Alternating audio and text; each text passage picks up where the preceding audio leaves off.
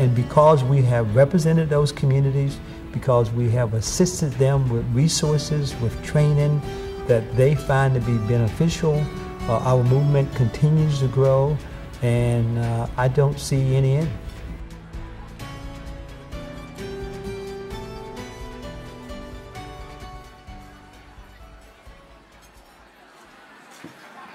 Ladies and gentlemen, seeing the faces of those kids in that video should be all you need to get what CADCA is all about. Now, go ahead and enjoy your meal. We'll resume the program momentarily, but please take a moment to look at the pledge cards in your program, because we still have the silent auction going on outside, which is going to be going on for another 20 minutes. But whatever you don't spend out there, spend in here. We'll be resuming the program in just a moment. Greg, if I can just gain your attention for just a moment. A little housekeeping here. First of all, you can continue to enjoy your desserts. But the silent auction is now closed. The winners are going to be announced after the entertainment later on this evening. But thank you for everyone here who did participate in that. And don't forget, you still have a chance to participate with the cards that are on your table. We also want to thank especially IMN Solutions, one of this year's dinner co-chairs. Let's give them a round of applause. Now, the silent auction's a new thing, and we're hoping that's going to be a really big thing that'll catch on in years to come. Now, it is time to present our first awards of the evening, and I would like to welcome back to the stage General Arthur Dean.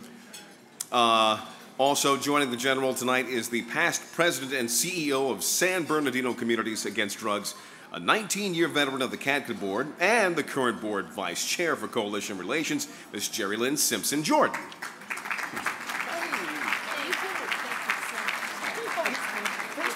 Are you kidding me? Now,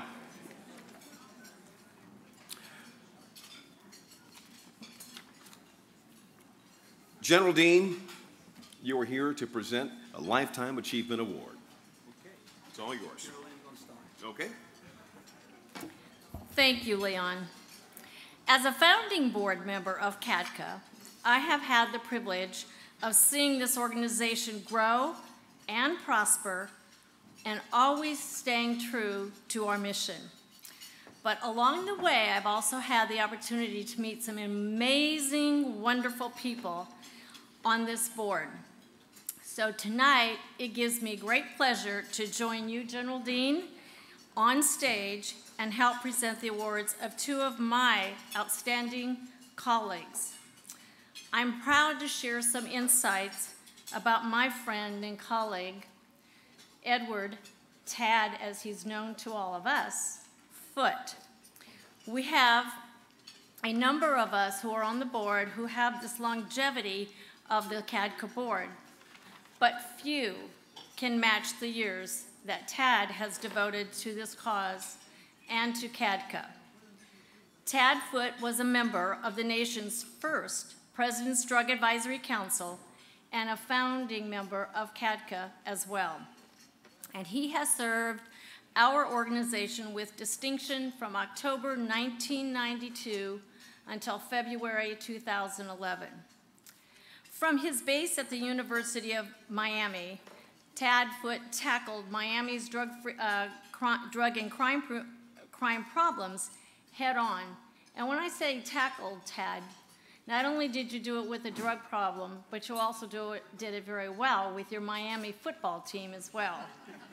So, but along the way, he has truly rallied all the people across the state of Miami with his power to create the Miami Coalition for a drug-free, safe, and drug-free community, of which he was the founding chair. This broad-based task force approached the community's drug problems from every conceivable angle, from creating drug-free schools and drug-free school zones to establishing treatment programs, and the Miami Coalition became a model for the community-based coalitions. And I personally, Ted, had the opportunity several times calling you and calling your office and speaking, I can remember, to Maryland many, many times, and asking for advice while I was working in San Bernardino with our Communities Against Drugs Coalition. And I want to say thank you personally for all those times that he would willingly come to the phone, and I would try to ask how to do the same things in our city. So he's been an amazing man to help many, many other communities. So thank you, Tad, for truly being one of the pioneers in our field and for always supporting CADCA and the coalition movement, which we've all learned a great deal from. Thank you so much.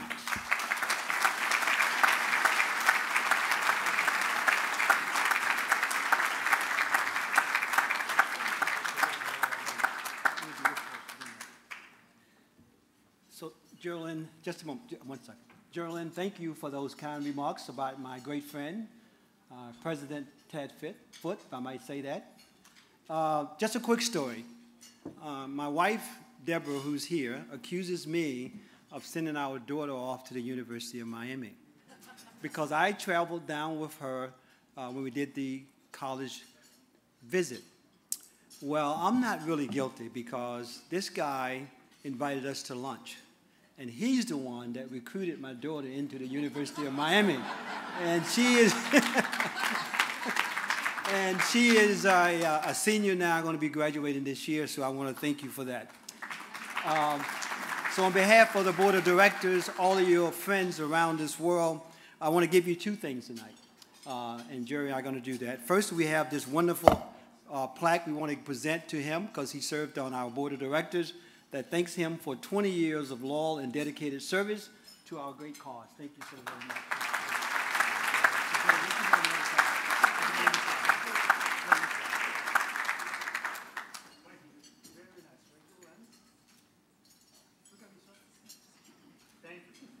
Now, we have this wonderful crystal memento we want to give you that represents our distinguished Lifetime Service Award given to Edward T. Foote II in recognition of your long-standing commitment to CADCA's mission and for providing outstanding leadership, energy, and expertise as a member of our Board of Directors for nearly 20 years, given to you at CADCA's 2011 Drug-Free Kids campaign. We say thank you and God bless you.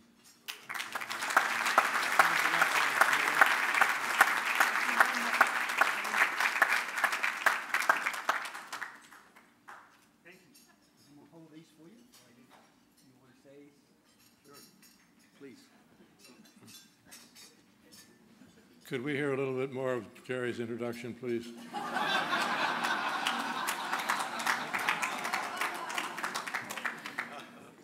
I have just a couple of things to say, but I do wish to take the opportunity to acknowledge the one without whom we wouldn't be here tonight, the good general.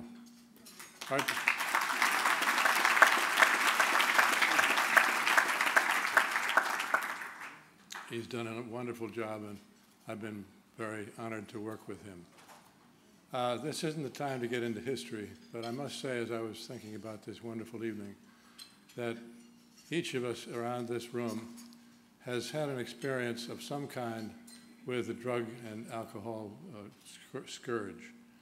Think back in your own mind. In my case, I was visiting the University of Miami Medical Center, this huge place of healing.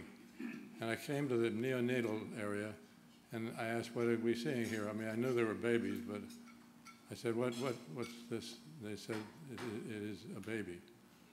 And then they said, would you like to know more about it? And I said, yes, tell me about it. This nurse said, these children, every single one, is addicted to crack cocaine. God save us, my friends. I mean, God save us. And so in little ways and bigger ways, we began to work in Miami, as we learned immediately was happening around the country. And the Miami Coalition was born as we tried to work with others. What we have created here with Art's leadership in particular is nothing short of the quintessential American way of getting about things. You don't go to Washington necessarily. Some of you do.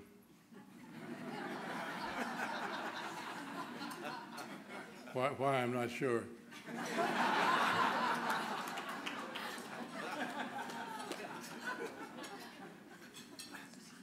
Reaching out and making common bond with other people who are finding that they had the same kind of situation.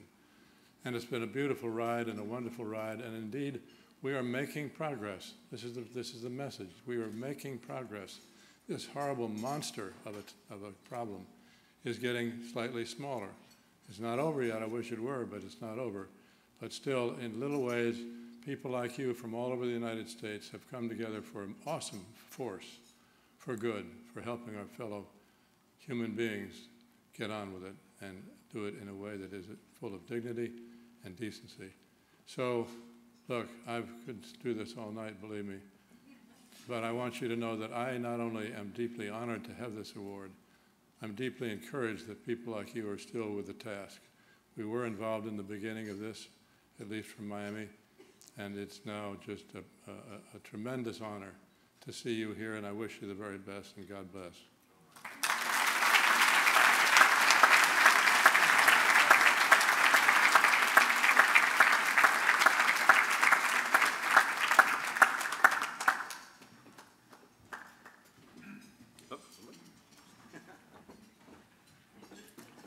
Now it's my turn. This is my time to get even with this distinguished American who recruited me into this position, but he didn't tell me everything I was getting into. That is Mr. Gerald Roach. He is really a phenomenal individual. After he recruited me into the position in 1998, he invited me to New York for one of his little dinners that he has at Club 21. And while there, I recruited him to come on the CADCA's board of directors and put him to work. And he has worked diligently ever since that. A tremendous, tremendous board leader. But because his Rolodex is so deep, in many areas, he has played a significant role. Raising money from all types of individuals and companies has been something he's done every year. He also has strengthened our board of directors because he has provided us with numerous opportunities to bring significant individuals onto the board that simply we would not have had. And when he talked about wanting to leave the board of directors and retire, he said to me, he said, you know what, I'm going to help you find my replacement. But he said to me, he said, you know, I don't think one individual can do it. I said, Jerry, are you serious? He said, yes, I'm serious. He said, I got two individuals for you. They both work for me. They both are vice chairman. One is from the great city of Washington, D.C., who had the airplane trouble and couldn't get here tonight. And the other one you heard from earlier is Nat Sutton, who's from New York. He said, now, putting the two of them together, you might be able to replace me. So we brought both of them onto the board, and they are off to a great start. And I just simply want to say to Mr. Roach, who, by the way, was named by his peers to be the head hunter of the century when we turn into the 21st century, because he's placed so many. Yeah, just give him a round of applause.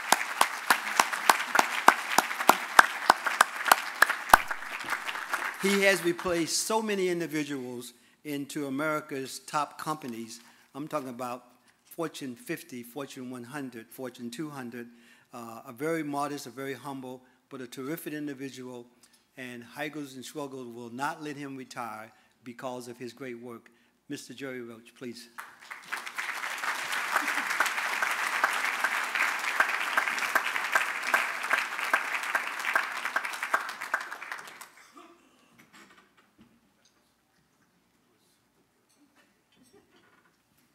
Well, we have, first we want to give you, as we did Tad, come on over, Jerry, please. our board plaque that says, "Thanks for your dedicated service," and we'd like to give that to you. And I will take this back, you know. I learned as been a protocol officer. And we want to give you this distinguished momentum to say, as it said for Tad, in recognition of your long-standing and commitment, leadership, and support of our cause, and for serving on our board of directors for nearly 12 years, we want to say thank you and Godspeed to Mr. Gerald Roach. Thank you.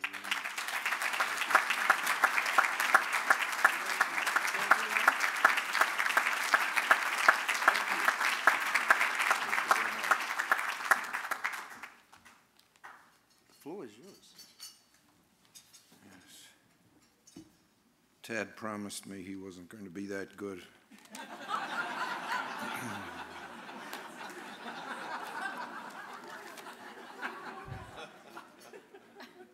I wouldn't pay that much attention to this Recruiter of the Century deal. Century is only 11 years old.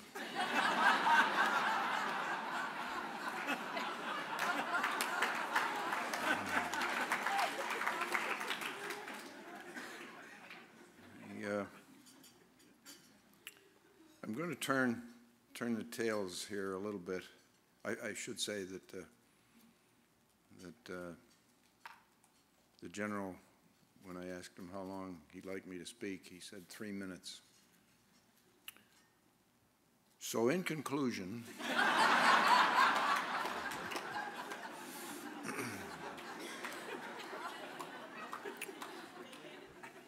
I am going to turn the tables a little bit here within the 20 minutes I have left.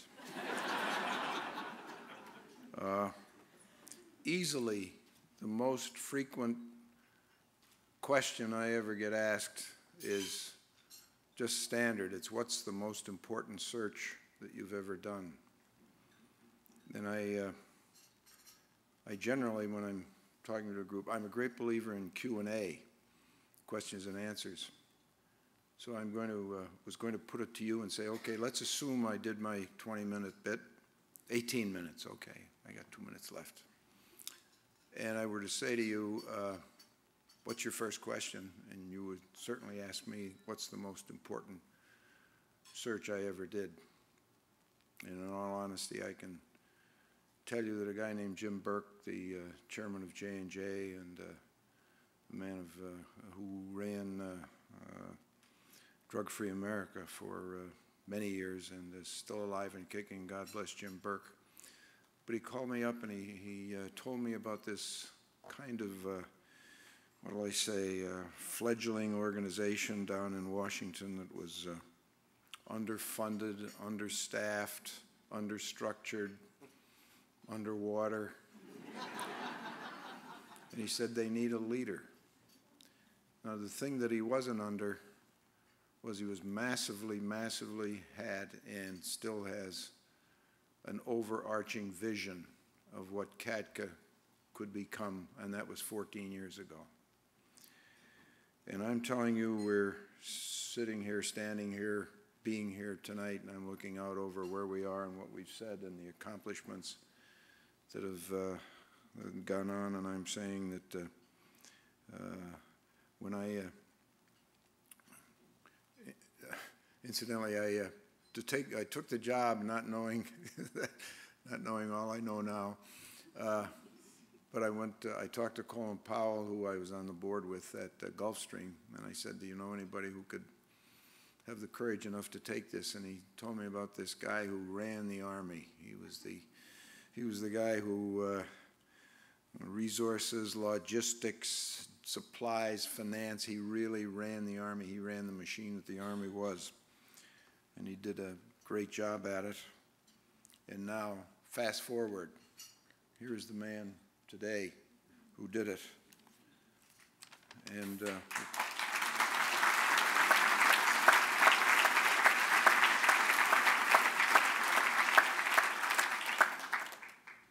I have a long list of things that I could say that he accomplished, but many of it's been said tonight, and it doesn't need any redundancy, but we are now fully staffed We now have 10 times the budget that we had when Arthur started this. We're now on 3 continents. We now have an international, all of this you've heard, and I apologize for being redundant, but I can't get over where we were 14 years ago and where we are tonight, and we owe it all to this man right here.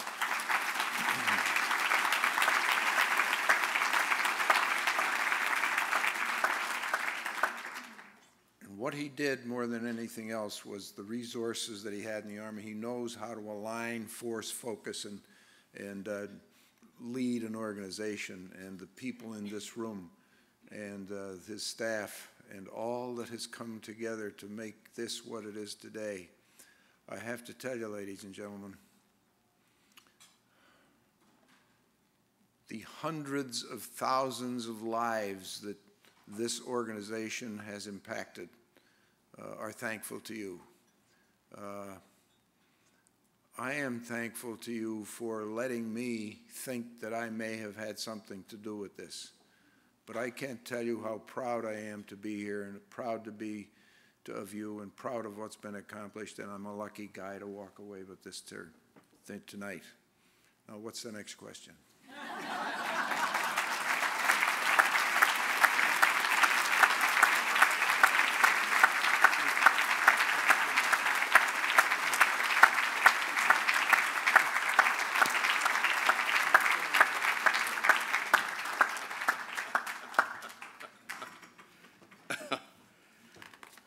I don't know, man. I might need you to do some writing for me, Jerry. Now, would you please welcome to the stage Andre Lynch, President and CEO of Ingenium Corporation and a past recipient himself of CADCA's Champion Award, and of course, General Dean, come on back.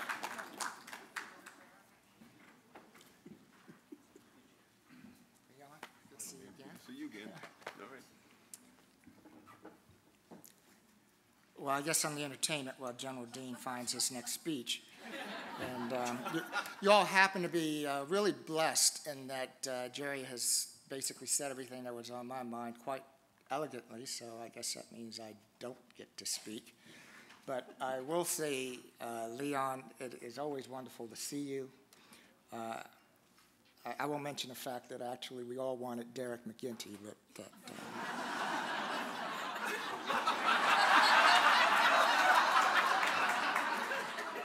I'm sorry, but you know what? As a matter of fact, you just proved the rule. You know, the reason why Derek wouldn't work is because you're supposed to have hair when you work a microphone in this part of town.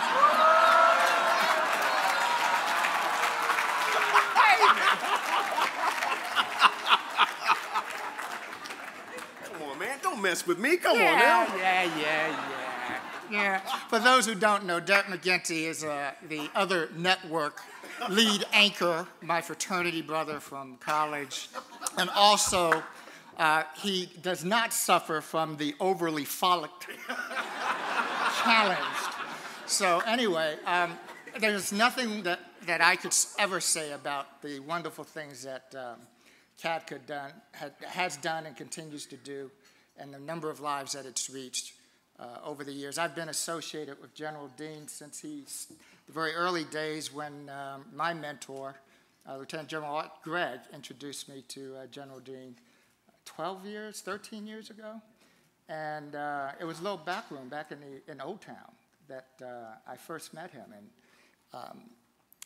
I can't tell you how proud I am not only to look out at the number of people who feel so strongly about its mission, but to look at General Dean and Debbie and just see how that commitment has just so blossomed amongst so many people and impacted, as you said, so many lives. God bless you, and I guess I'll turn it over to you, sir. Well, thank you, Andre, for being our champion and receiving this award a couple years ago, and coming back to participate in the presentation of this award to one of America's finest. And I mean that in all sense of the word. This lady that we're going to honor tonight perfectly fits the word champion. She's been a champion for kids. She's been a champion for adult leaders throughout her entire career. She was a phenomenal president and CEO. When she was serving in Girl Scouts of the USA, provided all kinds of terrific leadership and structure for that wonderful organization. She became the CEO and president of the Peter F. Drucker Foundation for Nonprofit Management, and has merged that organization into a current organization, Leader for Leader, and is practicing what she writes about, what she teaches about, and what she shares with others all around America in trying to create a social sector that is properly led and organized, because the social sector contributes so very much to this great country. She is a role model for all of us, especially a role model for our young women. Because of her great leadership skills, we had her come speak at our National Leadership Conference, and she was a phenomenal success, and people are still talking about that. She, like Mr. Roach, is a wonderful recruiter. She has recruited me back to work for her in many capacities, and she, working with General Shinseki and other Army Chiefs of Staff, created this thing called Generals in Transition, a vision that Francis had to help transition senior officers from the military into the social sector. And once a quarter, she travels down to Fort Belvoir, Virginia, to put on a seminar and a dinner to introduce to the social sector to senior Army leaders that are going through their transition as they prepare to leave the armed services. She has taken me as far away as California to help her in these endeavors. She is the first and only non-West Point chair of the leadership chair at the West Point Academy, and is the first woman to do that as well.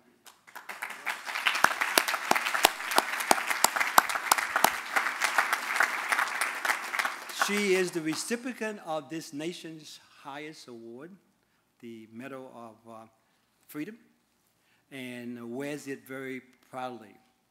I want to personally thank her for her leadership, for her example, and present to you Frances Hesselbein, our champion for 2011.